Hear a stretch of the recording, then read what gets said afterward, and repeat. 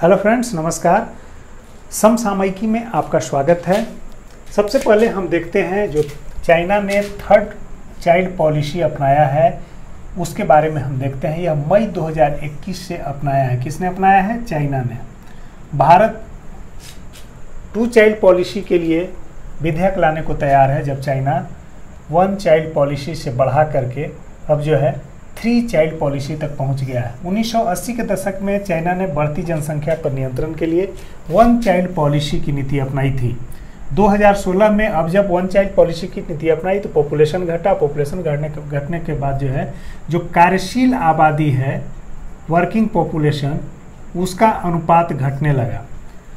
Working population का मतलब है कि जो 15 से 59 साल के बीच की आयु के जो लोग हैं, जो कि कामकाजी लोग हैं, उनका अनुपात घटना इन तुलना में कि 0 से 15 और इधर 60 प्लस आयु वाले के तुलना में। तो जैसे ही जो है बच्चों का जन्म घटेगा तो जो वर्किंग पॉपुलेशन है वह घटेगा, उसकी आबादी, उसका परसेंटेज घटेगा, और जो डिपेंडेंट पॉपुलेशन है वह उसकी रेशियो बढ़ जाएगी। यह डिपेंडेंट पॉपुलेशन है, 0 से 15 साल के जो बच्चे होते हैं वह डिपेंडेंट होते हैं इस वर्किंग कैपेसिटी, जो वर्किंग पॉपुलेशन पर, और जो 60 साल के प्लस के जो आदमी होते हैं यह भी इस कार्यशील आबादी पे निर्भर होते हैं, इसलिए यह निर्भर आबादी का घटक है। 2016 में इसने टू चाइल्ड पॉलिसी को अपनाया, इसी को बढ़ाने के लिए, जो कार्यशील आबादी है उसके अनुपात को बढ़ाने के लिए और निर्भरता अनुपात को घटाने के लिए, क्योंकि इकोनॉमी के लिए यह जो आबादी है 15 से 59 साल वाला जो कार्यशील आबादी है यही प्रोडक्टिव है, यही सबसे ज़्यादा उत्पादक है, इसी को उत्पादक माना जाता है। फिर जो है इकोनॉमिक स्लोडाउन की स्थिति को देखते हुए या पॉपुलेशन और रिसोर्सेज के अनुपात में इम्बैलेंसेस को देखते हुए चाइना ने मई 2021 से 3 चाइल्ड पॉलिसी को अपना लिया है।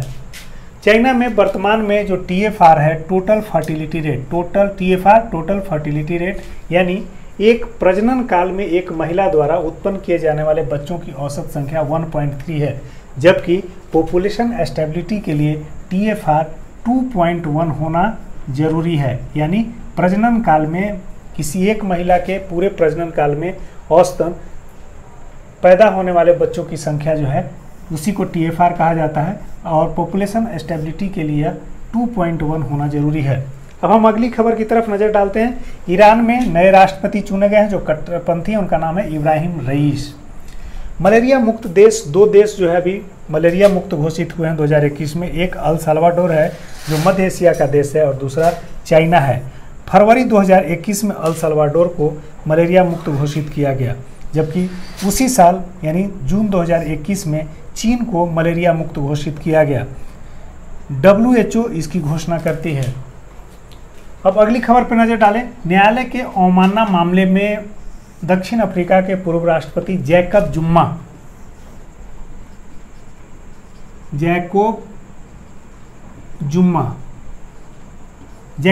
को जो है वहां के संसदीय न्यायालय ने 15 माह की कारावास की सजा सुनाई है।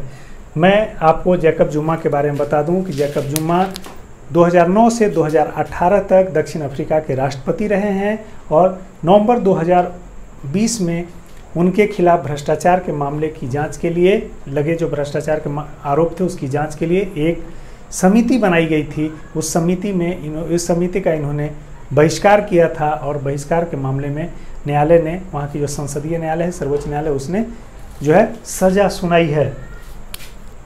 अब अगली खबर पे नज़र डालते हैं। ओपन स्काई ट्रीटी, यह जो है 34 देशों की आपसी सहमति से यह ट्रीटी हुई थी, जिसमें सबसे पहले USA अभी उससे बाहर निकला है, इसके बाद रसिया निकला, पूछ सकता है।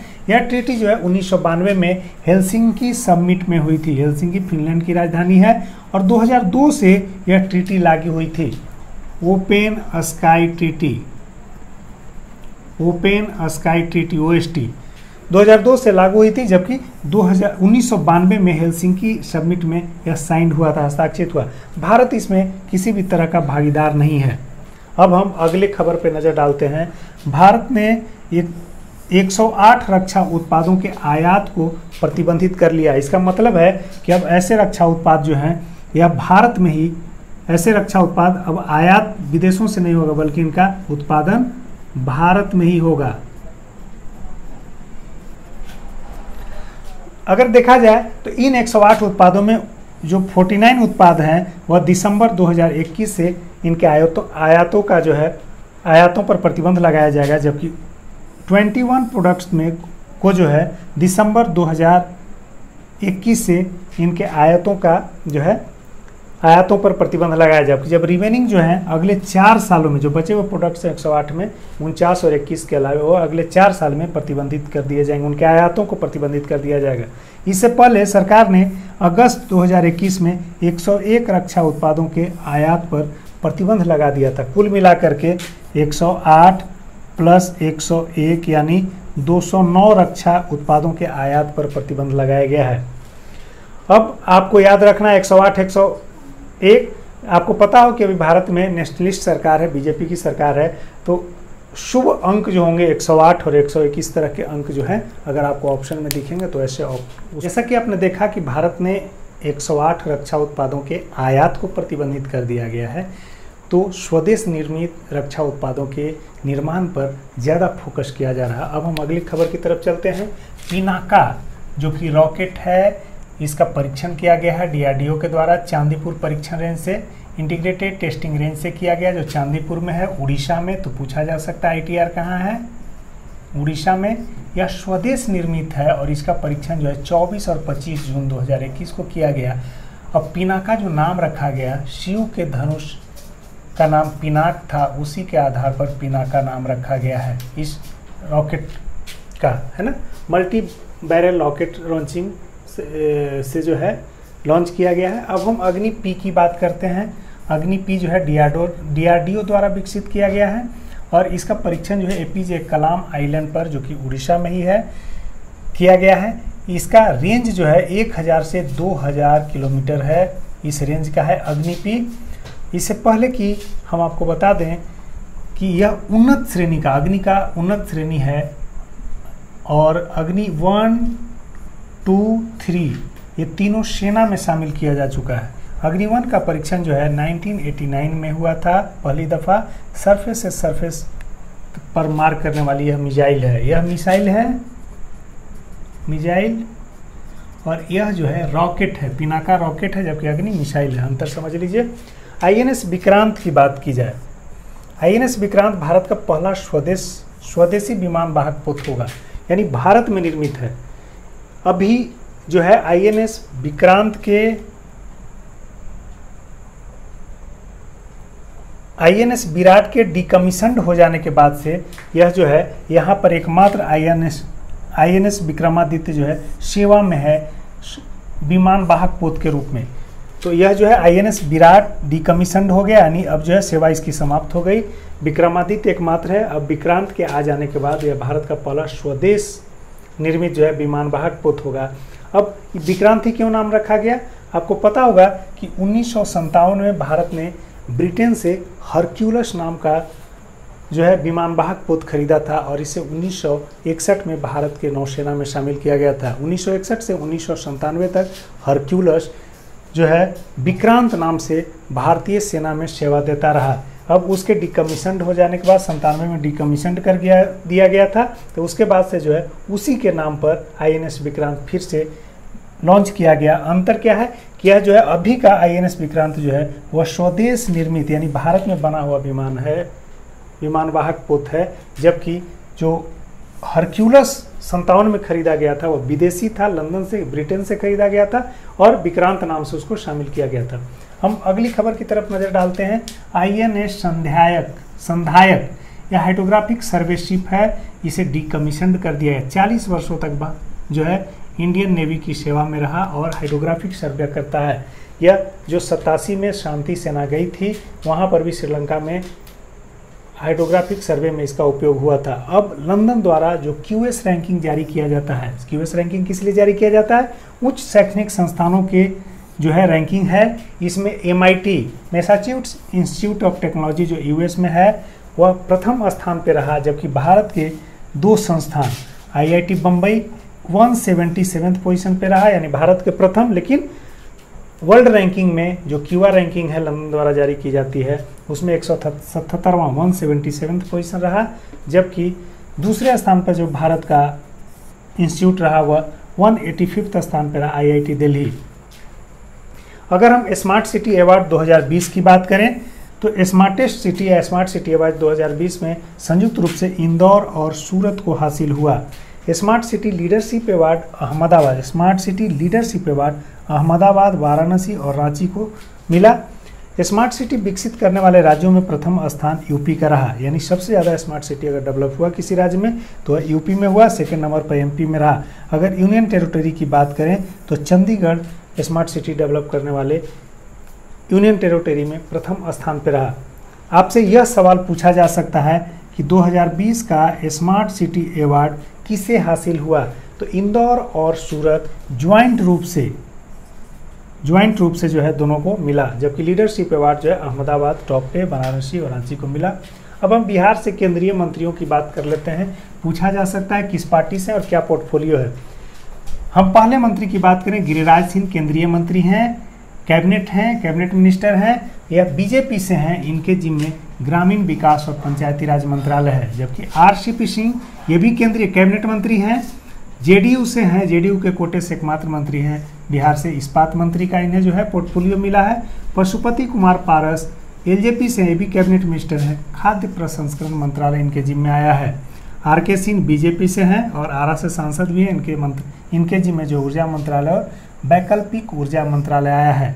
जबकि अश्विनी चौबे जो कि पहले स्वास्थ्य राज्य मंत्री थे, बीजेपी से हैं, अब उनके जो है तो राज्य मंत्री ही, लेकिन उनसे स्वास्थ्य मंत्रालय छीन लिया गया है और अब उन्हें नया मंत्रालय दिया गया, उपभोक्ता मामले, खाद्य और सार्वजनिक वितरण प्रणाली मामले, और तीसरा जो है पर्यावरण वन और जलवायु मंत्रालय। राज्य मंत्री है, राज्य मंत्री याद रखना है। नित्यानंद राय बीजेपी से हैं, यह भी राज्य मंत्री, गृह राज्य मंत्री इन्हें। अब आर्थिक जगत की खबरों की ओर चलते हैं। सबसे पहली खबर है टेली डेंसिटी। टेली डेंसिटी में टॉप पे दिल्ली है, जबकि लोएस्ट टेली डेंसिटी बिहार का है 53.61%। तो आपसे यह सवाल पूछा जा सकता है, इंपॉर्टेंट है।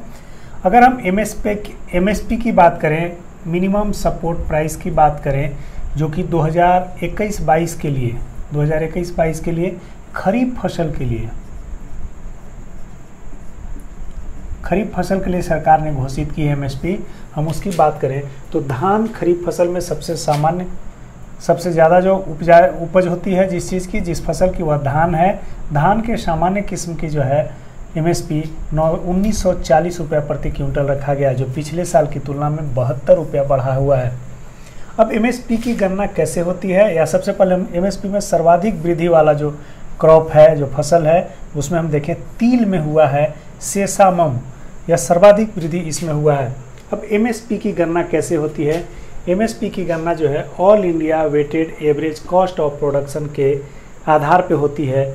जितना कॉस्ट ऑफ प्रोडक्शन आता है किसी भी क्रॉप के प्रोडक्शन में, जितना भी कॉस्टिंग आता है, चाहे वह मजदूरा का हो, सीड्स का हो, भवन का हो, जितना भी तरह का कॉस्ट आता है, उस कॉस्ट के एवरेज वेट के आधार पर जो है उसके 1.5 गुना एमएसपी तय किया जाता है। यानी MSP is equal to 1.5 into all India weighted average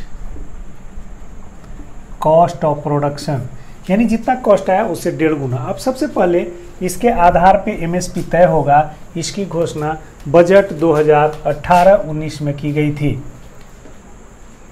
और इसी के अनुपालन में इसी को इम्प्लीमेंट किया गया 2021-22 के खरीफ फसल के जो है एमएसपी के निर्धारण में। अब बिटकॉइन के बारे में बात करते हैं। बिटकॉइन को जो है लीगल टेंडर के रूप में अल साल्वाडोर, जो कि मध्य अमेरिकी देश है, इसने जो है अल साल्वाडोर ने बिटकॉइन को लीगल टेंडर के रूप में घोषित किया है। यह दुनिया का फर्स्ट कंट्री है जिसने बिटकॉइन को लीगल टेंडर घोषित किया है। ऐसे बिटकॉइन क्रिप्टो करेंसी है। लीगल टेंडर घोषित करने के बाद अब अल साल्वाडोर में अमेरिकी डॉलर के साथ साथ बिटकॉइन को भी वस्तुओं और सेवाओं की खरीद बिक्री में उपयोग किया जाएगा। लगभग एक बिटकॉइन की जो लगभग कीमत है वह $3606, यानी 36,000 $600 है। अगर हम टॉप शुगर प्रोड्यूसर की बात करें तो ब्राज़ील दुनिया का नंबर 1 शुगर प्रोड्यूसर है। 1 नंबर पे ब्राज़ील है, 2 नंबर पे इंडिया है। अगर हम राज्यों में शुगर प्रोडक्शन यानी चीनी के उत्पादन की बात करें तो टॉप पे यूपी है, सेकंड पे महाराष्ट्र है, थर्ड पे कर्नाटक है। अगर वैश्विक वृद्धि का जो अनुमान वर्ल्ड बैंक ने जारी किया है जून में, उसमें कहा है कि यह जो वैश्विक वृद्धि का अनुमान होगा वह 5.6% होगा। तो अगर ऐसा होता है तो यह 1973 के बाद सर्वाधिक वैश्विक वृद्धि होगा। FDI फॉरेन डायरेक्ट इन्वेस्टमेंट का आंकड़ा अंकटाड द्वारा जारी किया जाता है, United nation conference of trade and development के द्वारा जारी किया जाता है। जून 2021 में भारत में फॉरेक्स रिजर्व जो है $600 अरब के आंकड़े को पार कर गया था, यानी $608 अरब जो है फॉरेक्स रिजर्व जून 2021 में रहा है, जो आज तक का सर्वाधिक है। अब इसमें कंपोनेंट क्या है? इस जो फॉरेक्स रिजर्व बनता है किसी भी देश का, उसमें कंपोनेंट है foreign currency, gold reserve, SDR special drawing right और IMF के पास जो है आरक्षित राशि। भारत में रिटेल और जो होलसेल ट्रेड है उसको MSME के दायरे में शामिल किया गया है। MSME का मतलब है माइक्रो, स्मॉल, मीडियम इंटरप्राइजेज। अब अगली खबर है पुलित्जर पुरस्कार 2021, जिसमें मेघा राजगोपालन जो कि भारतीय मूल की महिला हैं, उनको पुलित्जर पुरस्कार 2021 दिया गया है। यह न्यूज़ बज में इंटरनेशनल रिपोर्टिंग के लिए इनको दिया गया है।